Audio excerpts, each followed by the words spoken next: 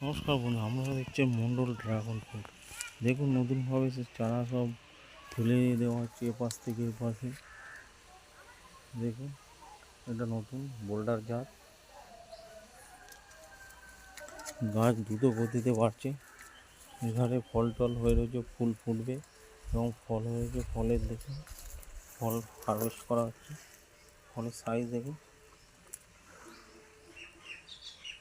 এই দেখুন ফলের সাইজ।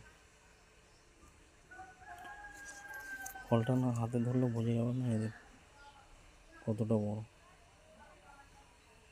মিনিমাম 450-র কাছাকাছি ফলের ওজন, 450। এই ধরনের ফুড হলে আমরা মার্কেটে কোনো অসুবিধা নেই বিক্রি করতে। মিনিমাম আপনাকে 350-র ওপর যদি ফুড হয়, আপনার ফল এমনি বিক্রি হয়ে যাবে, কোনো অসুবিধা নেই। যেগুলো 200-250 হয় ওই জন্য অসুবিধা হয় ফল বিক্রি করতে।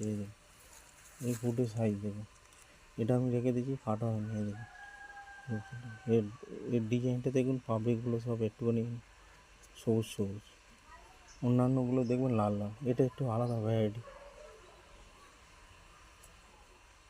যা ভ্যারাইটি বলে সেই ভ্যারাইটি হিসাবে আসে না, নানা রকম ভ্যারাইটি চলে এসছে।